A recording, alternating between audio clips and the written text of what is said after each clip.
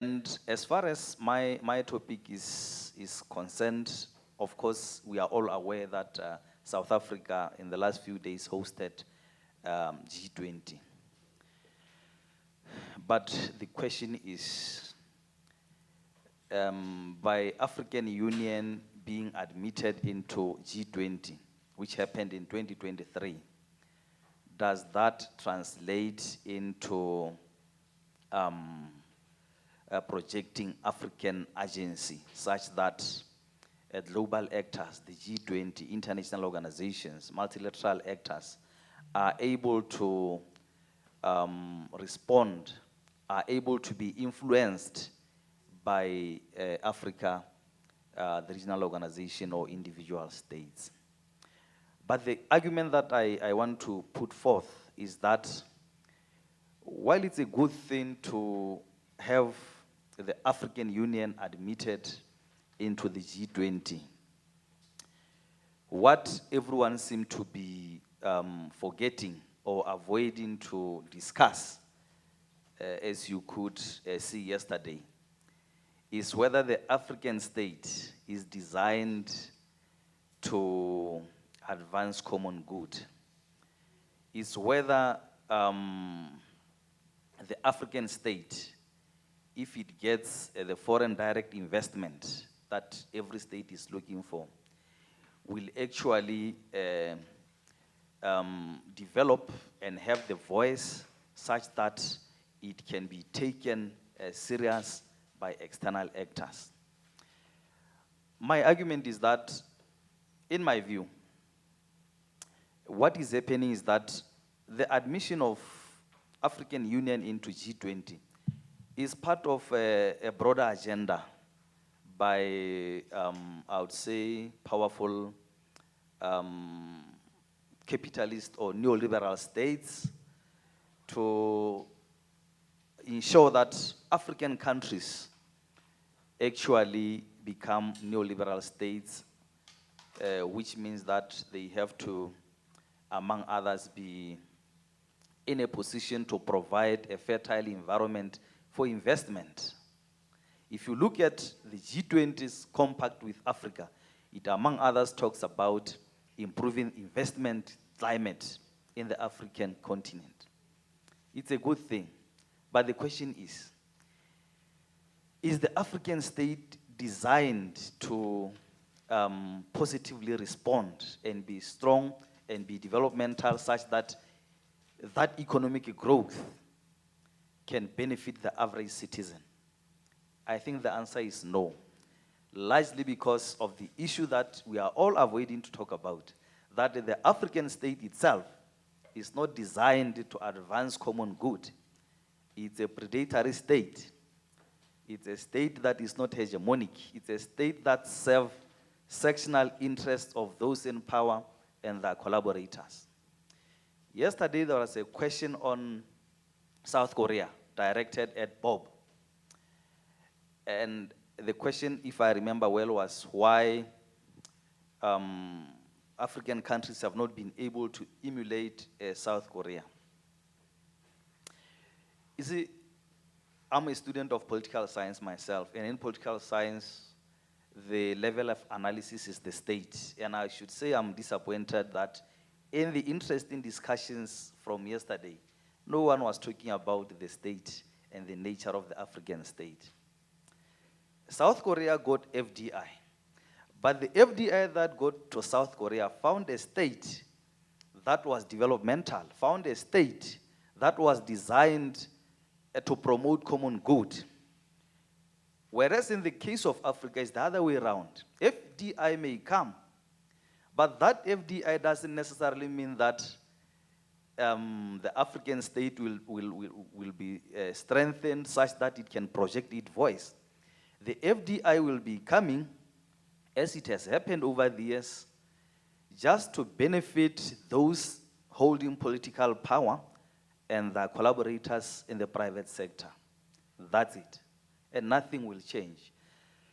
So, in my view, I think we should start a conversation also around the nature of the African state, so that when we talk about African agency, we also start advocating for the reform of the African state to make it, I would say, more developmental and responsive to the interests of the various groups making the African state, rather than just saving the interests of a few actors, being politicians and the private sector.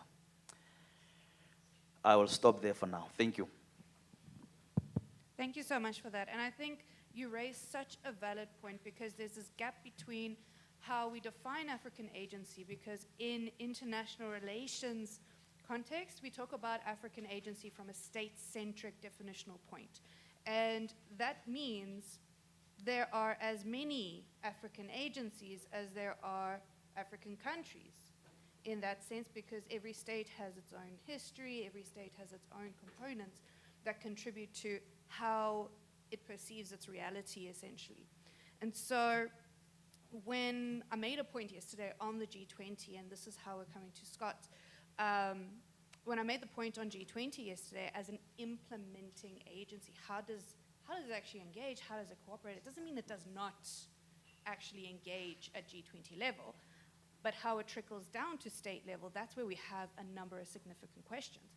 And so Scott here is an expert with agency and AI in this context. And Scott, your topic, and now I'm starting to get more confident in my role as chair for the session, as you can see. And so, Scott, coming to you, Dr. Scott, sorry, the role of AI and capitalist autocracy in US imperialism. I don't know where to start unpacking this, but can you give us a few opening remarks, and then we'll circle back and engage some more. Thanks. Thanks, Arena. I think let's start with one basic point, and that's around the AI debates in Africa. And what does AI development mean here? What can it mean here? And what are the prospects for this technological reform package to do something meaningful to increase the agency that we desire, to use the tagline from Agenda 2063, the Africa we want. When it comes to AI, I think that the first main point is that we have to understand that this is not just large language models, and it's not just general transformer models that come on top of that.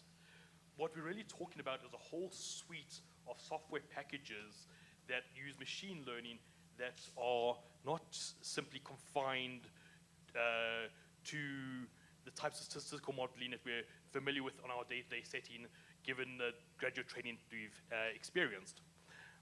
The big thing here in Africa is twofold. One is the recording in progress. Is a desire to make AI models and AI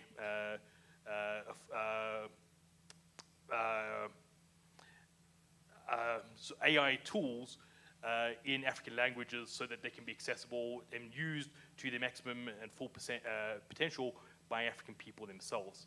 And I think that's largely a good aspiration. The open question here is the extent to which African data is licensed and there's copyright of it.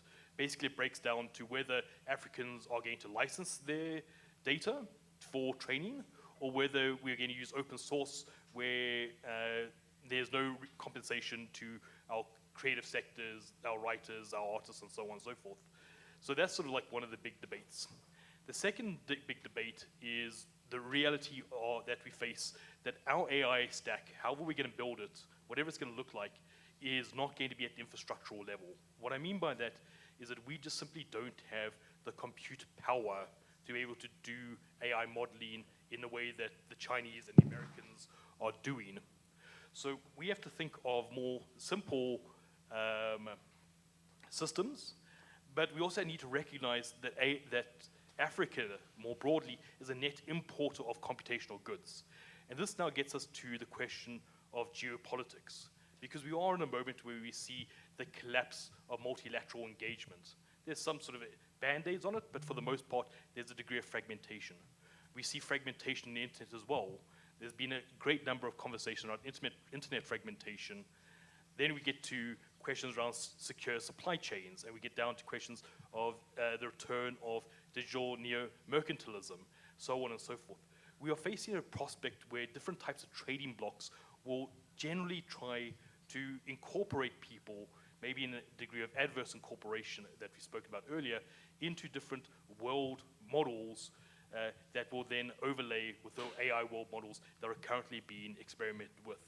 I think that is something that is going to deeply constrain African agency because it's going to force a choice that we don't necessarily want. There are larger questions on the African continent, and I'll finish with this point over here, that resemble what we were speaking about in the 1970s around dependent development, whether we are going to use dependent development by design, by necessity, by choice, by negotiation, and who are we going to be engaging with to do this development? Is this development going to lead to some uneven and combined development? Is it going to be another form of underdevelopment? What is it going to look like?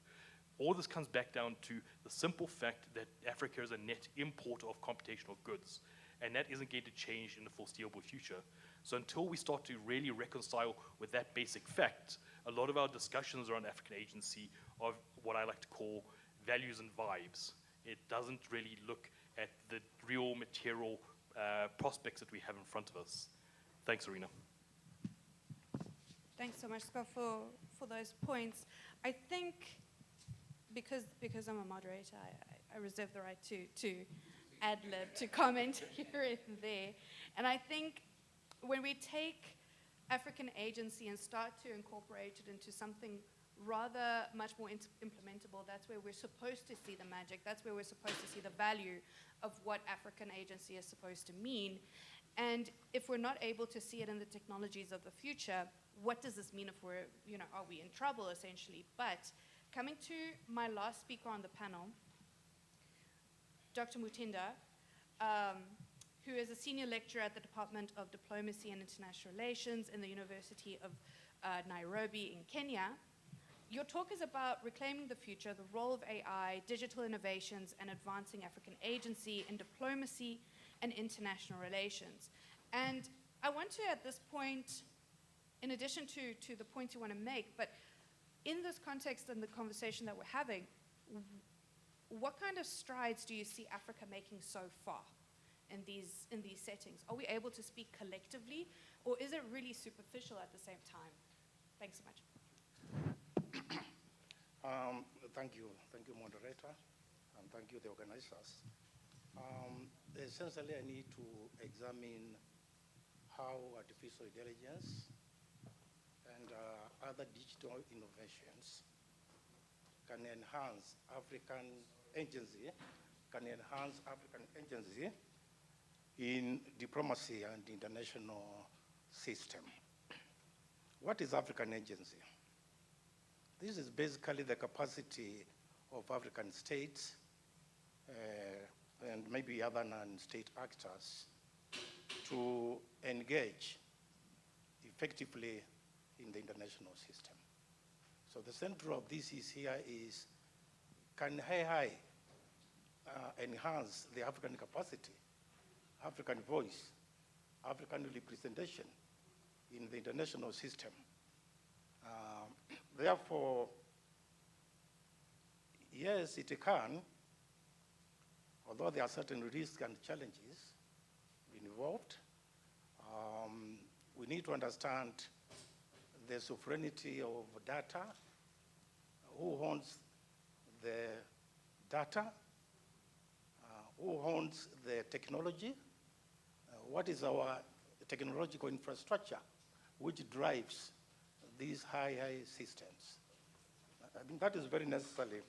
And therefore, African states individually have attempted to use AI in international relations and diplomacy. Rwanda has done that in trying to build an ethics system within the usage of international system, usage of AI to drive diplomacy and international system. Kenya has done that in terms of building institutional capacity. The Ministry of Foreign Affairs in Kenya has got a whole department of AI and digital diplomacy. And they do engage in matters of regional conflict resolution in areas of drought, climate change. Kenya is really trying to use artificial intelligence in that field. African Union has built a framework of usage of artificial intelligence to bring together certain protocols and regimes in usage of AI to drive African Union negotiations and responses to the international system. And that has seen the inclusion of African Union into the G20 and other international fora. But I need to engage a little bit on what are the risks involved here, and how can African states, in order to enhance their capacity, navigate this complex ecosystem of artificial intelligence. There are certain risks involved here. And one is the digital divide. Usually we talk about the digital divide between the North and the South, and therefore our infrastructure, which essentially drives the artificial intelligence and digital diplomacy, is weak.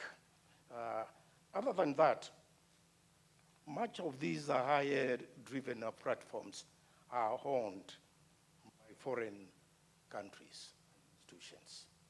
And therefore, there are issues of sovereignty of data, intelligence gathering, which is very essential in driving AI systems. So the tools which are used to drive artificial intelligence, how can we use these tools to enhance democratic processes in Africa? Or the state, the African state, will also use these artificial intelligence platforms to enhance the authoritarian dictatorial systems. So there's a question of democratization of the artificial intelligence platforms. And I think that is very critical, because I've seen cases in African states where, for instance, in Kenya, the youth, the revolution, which came around last year, and the state was able to use the high platforms to defeat the Gen Z revolution. You see, that's very critical. And therefore, the question of democracy and usage of artificial intelligence is central to our discussion. Thank you. Thank you so much for those openings. I'm going to put it out to the floor. Does anyone have a question that they want to start with? Not right now. Okay, so we have one over there, one over there. Let's go. As the microphone is coming,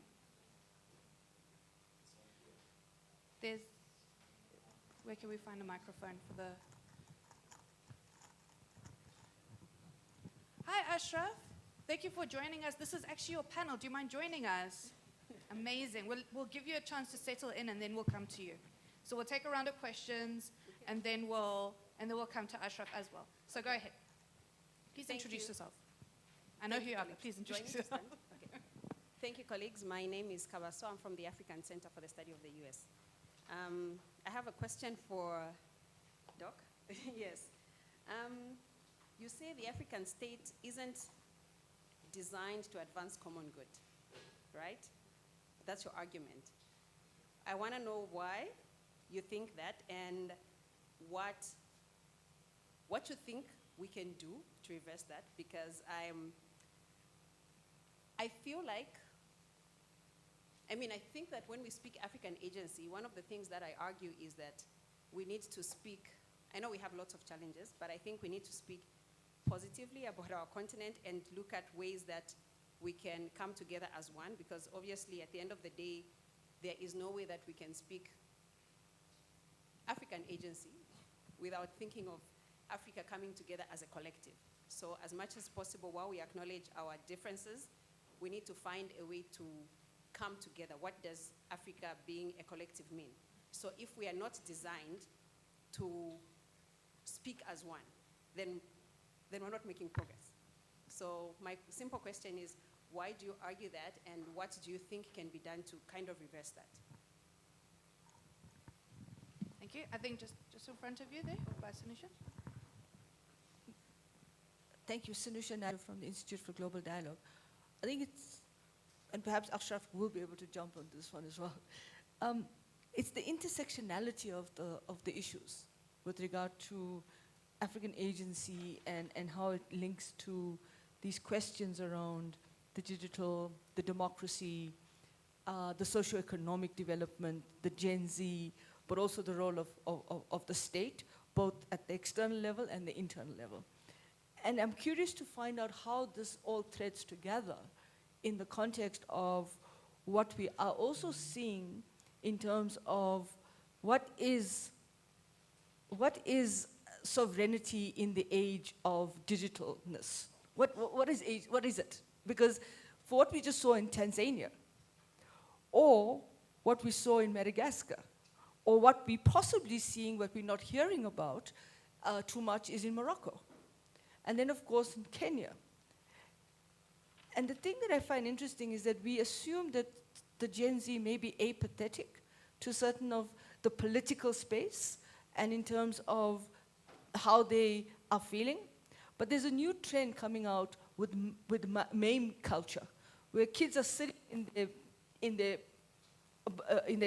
rooms, so assuming playing games, but they are basically politically aware and becoming mobilized through this Japanese anime meme culture. So how does this affect us? Thanks, Anisha. I think, Prof. Mutinda, you touched on such a key question in terms of who owns this information. If we don't have infrastructure, does that mean someone else gets to own this information? I suppose, I just want to check, is there another question? Just right here in front, and then let's just take 3, and then we'll do another round because we've got time.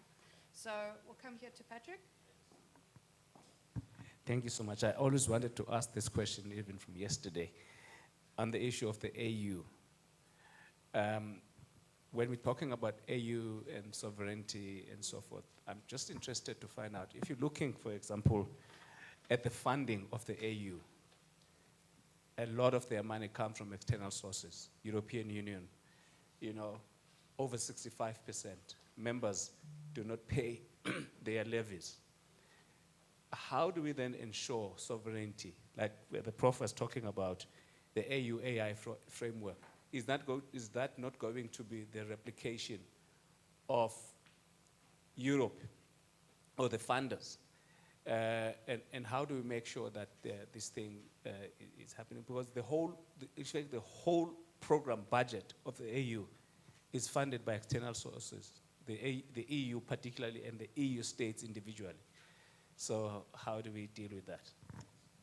Thank you for the question. I think before we come to that, if I can just usurp my privilege as moderator, also just in this context, if we don't have infrastructure, how do we move the needle on AI? And can you also just give a little bit more information on what does the AU AI framework touch on? Does it say anything about ownership, for example? So shall we go from Dr. Mutinda backwards? Yeah, thank you, moderator, and the rest of the audience. You see, the question of sovereignty and the independence of the African state is critical, not only in the range of artificial intelligence, but also even prior to this, to the issue of foreign aid and other engagements with other global powers. And therefore, to me, a policy recommendation is necessary here, that the African Union should coordinate artificial intelligence foreign policy. There should be a policy within the African Union which should go down to the African states, and that the African Union, as the coordinator body of Africa, should therefore harmonize data governance. Data governance in the framework of artificial intelligence. And this should trickle down to the state. For instance, Kenya has done that. There's a good framework and a policy which governs artificial intelligence usage in the country. Of course, there are weaknesses here and there, and therefore, when we have, globally, and when we straight Africa in the global stage, then we see there's digital inequality, and there's technological dependency. These are areas which we need to navigate very carefully so that the whole question of artificial intelligence does not go down that way again. And therefore, we should be keen to detect from the earliest stages possible issues of data extractivism. Those are global powers and global companies who would want to extract our data for their own usage and control artificial intelligence platforms. And again, when we have fragmented governance within African states, and that is why African Union should play a very critical role to avoid this fragmented governance of artificial intelligence. And we have a coordinated, deliberate action, which is continental and also regional. You see, region, the East African community can have their own artificial intelligence framework, SADC, and all these should be coordinated through the architecture. I think we need an architecture of artificial intelligence continental within the framework of African Union. And when this is done carefully, then we'll see artificial intelligence as an important agency for African states, which will move us from being rule takers, passive passengers in the usage of artificial intelligence, to be a continent which influences the usage of artificial intelligence. You see, we said this agency of artificial intelligence is the instrument which needs to influence the participation of African states within the global system. Thank you. Thanks so much, Doug. I think our key policy recommendation is right here in terms of how to avoid hyper-regionalization, which is essentially bringing together so many fragmented rule systems. Dr. Scott. Great, thank you. I think these are very strong remarks that you make. There are a couple of things to sort of add to it around sovereignty and solidarity, and not to sort of create false dichotomies over here, but I do think we have to come to a degree of recognition to recognize that African solidarity requires giving up quite a high degree of sovereignty. And I'll explain why I mean that in a moment, but we can take it on a few levels. The first is, if we really want to push towards African growth, we need to create the digital single market for Africa. And it requires harmonized data, cross-border data flows, and it requires harmonized legislation, which means that the words in South Africa are the same as the words in Zambia, the same as the words in Egypt. So national regulation has to give way to market making on a continental scale. Now, this doesn't have to be neoliberal, but we have to try to create markets that have a great deal of power that you can use to start to do larger bargaining within the international system regarding access concessions, so on and so forth, much like we spoke about critical minerals yesterday. The other element is that we need to start to recognize that there's no real interest in Africans trying to commodify data. There are a couple reasons for this. First, data is becoming very valueless in the coming decades. Already, just to give you an example, Sora, which is an AI generator that creates movies that can be uploaded to any platform. That company, OpenAI, spent millions and millions of dollars on compute power to create the training models for those videos, and he spent $2,000, I will repeat that, $2,000 on a data to plug into that model. African data is valueless, much like European data, Asian data, so on and so forth. So we need to push to the decommodification of data And whether you want to call that data as a public good or any other kind of value, we need to recognize that that is the direction of travel. Increasingly, data is not going to be of use, so not going to be of financial value. It will be useful for training, but there's so much data out there at the moment that its price is going towards zero. Okay. And this sort of factors into why we need to take this type of approach when it comes to sovereignty solidarity. The last point I want to make is that there's quite a lot of confusion on the continent where well-meaning people confuse data residence with data sovereignty or digital sovereignty or the like. If you take a look at the US Cloud Act, it means that any US registered company, any domiciled company there, must provide data and access to systems to anywhere in the world, wherever those companies happen to do business. So to put that in practical terms, if Amazon has a data center in Cape Town, and the South African national government is using that facility to store, say, our national driver's license data, the Americans can request all that information from AWS, and Amazon will give that across because they do business on a day-to-day basis with the American state. So we need to think about trying to build our own systems that we own and operate, and that aren't simply just public-private partnerships, because the public-private partnerships here are very much going to catch us in ways that that most of us do not anticipate. So these are some matters to think about, and I think I've set you well up for the neoliberalism critique. Thank you, Scott.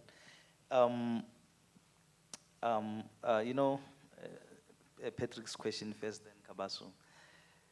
In the book project that the Center for the Study of the United States has been working on, I did a chapter on SADC, on the Southern African Development Community. And one of the conclusions is that besides the fact that the African state is weak, one of the things that also undermine African agency is the dependency of the African state on external partners as far as the issue of funding is concerned. I don't think there is any way that Africa is going to participate as an equal and be taken serious by the development partners when Africa remains dependent on those actors for finance, for technology, for markets, for everything. Africa is a junior partner, and Africa will remain a junior partner until there is a radical reform that we saw in some parts of the world, example being the developmental states of East Asia and the like. Then on the issue of the African state, a few weeks ago, Tanzania held elections. My colleague here talked about the protests in Kenya that were crushed by the government. When there were crises in Tanzania, no African country, no African regional organization condemned what was going on in Tanzania. The question is why? The answer is because Tanzania represents an average or a typical African state, a state that has been captured by certain actors, political and business interests, and serves primarily to advance and preserve the interests of those actors at the expense of everyone. And one of the groups that have been excluded is the youth. And we know that in the African continent, as somebody mentioned yesterday, I think it was Bob in the opening speech, that the median age is 19. And across the continent, does the government or the state represent to the needs and interests of the youth? Not to mention rural communities, not to mention workers and the like. No. Primarily because it is the nature of the state. It is not designed to advance everyone's interests, which is different from other types of states. There is what Gramsci calls the historical bloc. Historical bloc refers to a state in which there is balance in terms of states' ability to respond and advance to various economic interests of the groups and classes that make up the state. And when that happens, I think there is progress, there is stability, there is order. But what we are seeing in the African continent is the reverse of that, because the reason why there are coups in other parts of the African continent, the reason why the youth are rebelling, the reason why in countries like South Africa, dominant parties like the ANC have lost their dominance, is because the state is captured. The state doesn't respond to common interest. It is used as a tool, as a tool by a small section of society to advance not common good, but private political and business interests. What can be done? I think the African state is not going to reform by itself. It's already captured. And for it to be reformed, I think it is important that the excluded groups demand representation and represent, advance and articulate their interests. If that doesn't happen,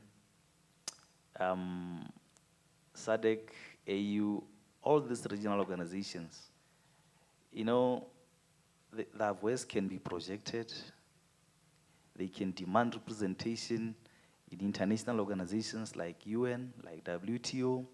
They can call for a fair terms of trade, which is a good thing. But that is not going to benefit the common African citizen. And that is my argument. Thank you. Thanks so much, Dr. Kebepetsa. I think now let's come to Ashraf. And Ashraf, you had quite a bit of experience engaging in Brazil's G20 or T20, South Africa's T20, and I think let's have, sorry, I'm going back to the program. Let's unpack this a little bit and let's look at the kind of digital economy themes we see where Africa can really pivot from. And my question really is, and we've been talking about Africa as a continent and the number of states that contribute to the agency it should have. But in this case, how does participation at the G20 matter? Because now we are talking about aspects of failed state bureaucracy and machinery not being able to advance common interests. We're talking also about how we're so easily fragmented. What does this actually mean at G20 level? Go for it. Thanks, Rina. Apologies for the lateness, traffic. Anyway, so to move forwards on the themes, African agency vis-a-vis sovereignty, I think it's important to note that the G20 is merely a forum, an international forum, and all communiques and discussions in terms of international norms, does not have any standing in international treaty. It's not a treaty organization. So in that context, and the debate and questions here, is the best bet for African agency is to defer back to the United Nations. So if we were to look at the 2024 Pact for the Future, the UN Summit for the Future, all nation states, all African nation states, all nation states signed on. And that Pact for the Future guides nation states with a series of implementation goals for the big challenges of the 21st century, from the climate crisis to peace and security, as well as the digital agenda. So within that, I would say the best framework is the Global Digital Compact. On balance, it can ensure several things for global South nations or majority world and Africa, and that is the following. Policy sovereignty around digital, AI sovereignty issues, especially around inclusion, sustainability, as well as ownership of content. These are the challenging issues most nations face in the headwinds of the global tech industry, the big tech narrative, et cetera, et cetera. So that, together with all the UN agencies, for instance, UNESCO has what is called the guidelines on platform governance that provides very solid guidelines on managing some level of sovereignty. Not all, but it gives some guardrails. The UN Conference on Trade and Development, the Digital Economy Report provides very good strategies for digital industrialization, for engaging big tech.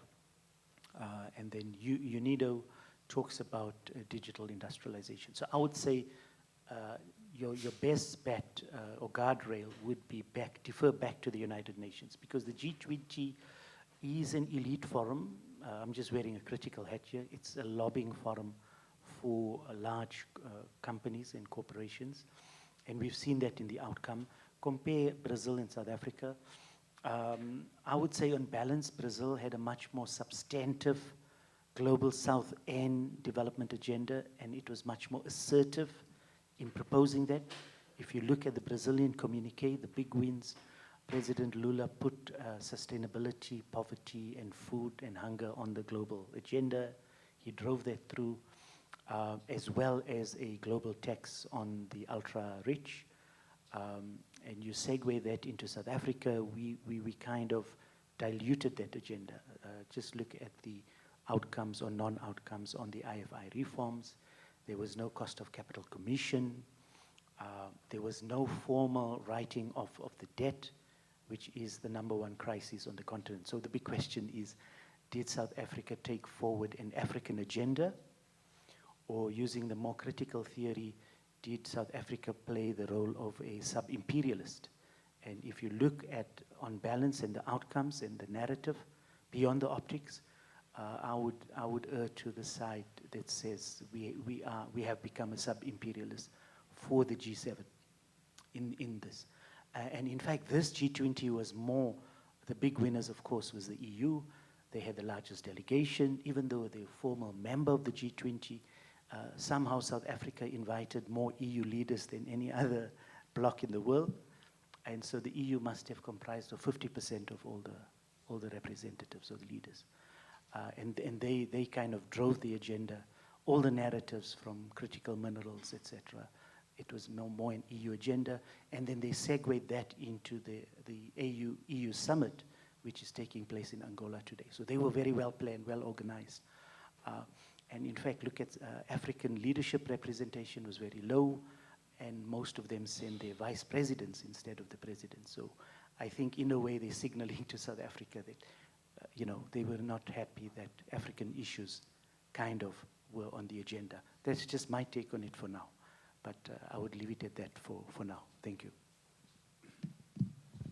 Thanks for that, Ashraf. I think let's go directly to questions and start to engage more actively. I'm recognizing you there. We have about 15 minutes, yes? We have about 15 minutes left for this panel, so recognizing you over there. I think there was someone else behind you that had their hand up at the back, and then I remember you. Okay, and then we'll come to you next round. Okay, go for it. Please do introduce yourself.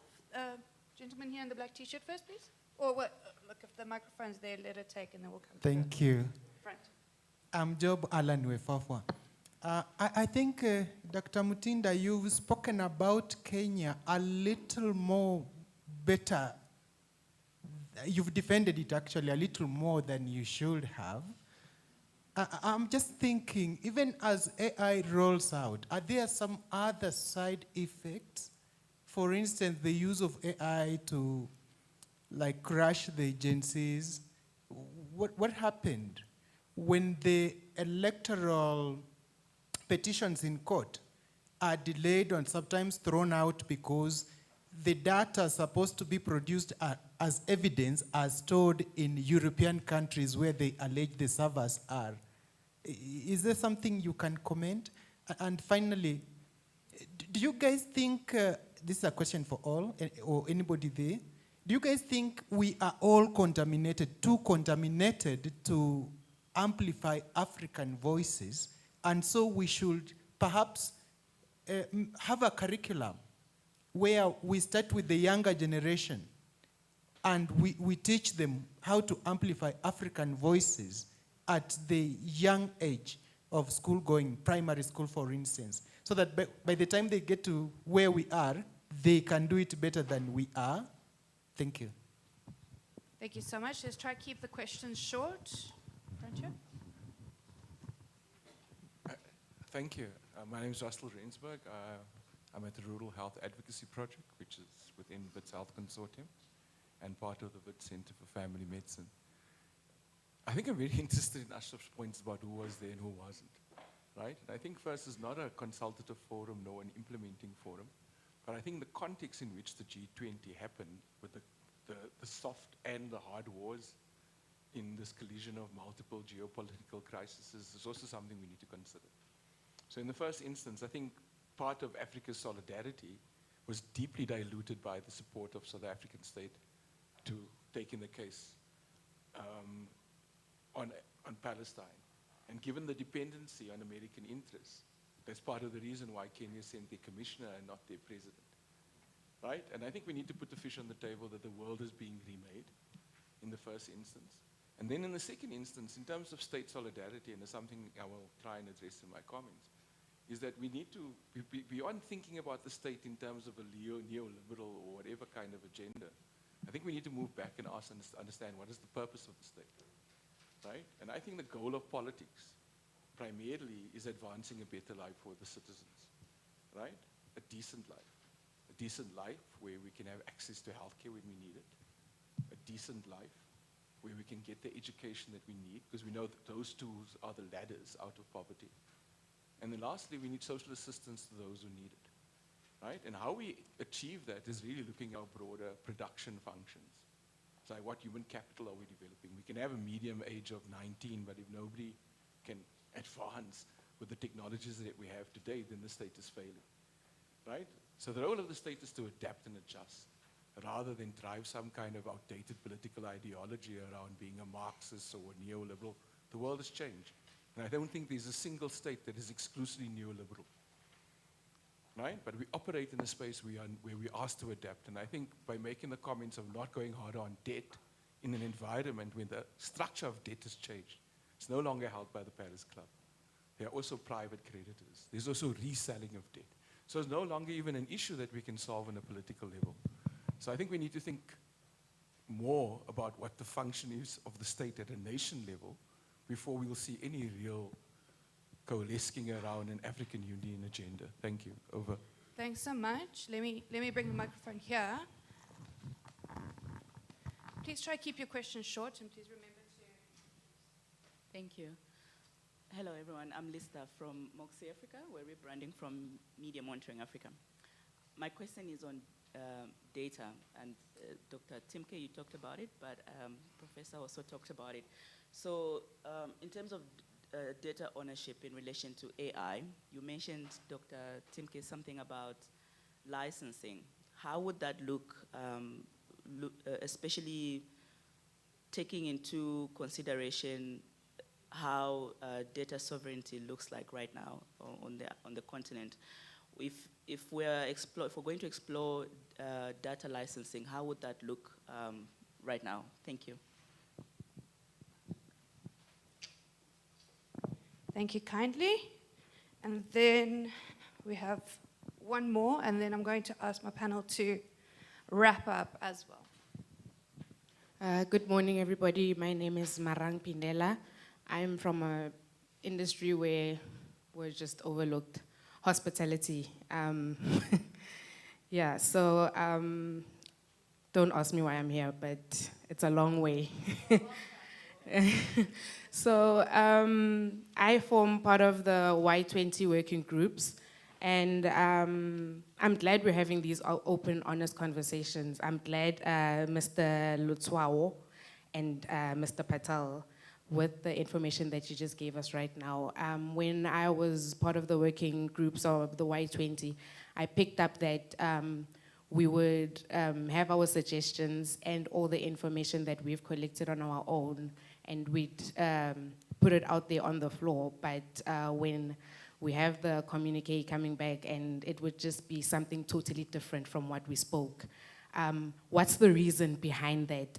As you said that the information that was given at G20 Brazil is more or less what South Africa has given, and there's not much change. Why is that? And then also, I heard a lot of commentators speaking about education.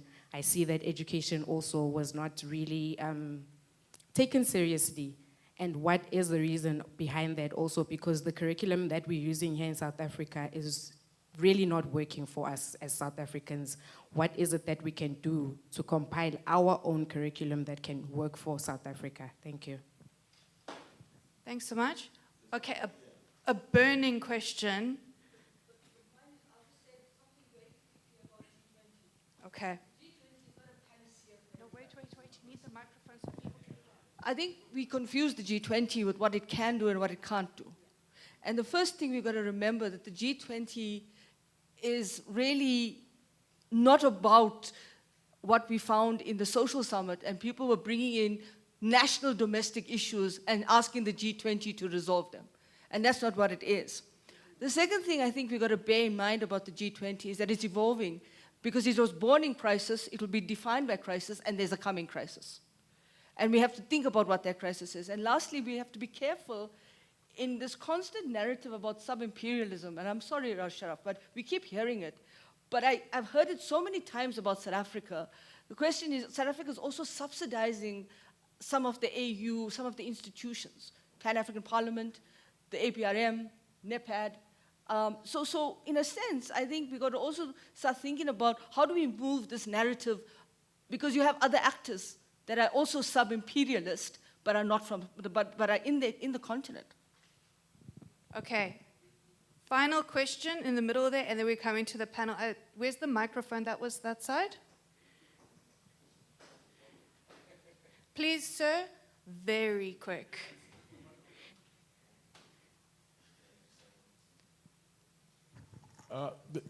My name is Churchill Otieno from the Africa Editors Forum. There's an issue I've been struggling with since yesterday, and the headache is getting worse, so I need to put it on the floor. Many of us are referring to Africa as if it were a nation state in and of itself. Is anybody else getting that feeling? And is it saying something about what we are saying about our own countries and nations? And two, the young people seem to be rejecting everything about the state in its shape and form.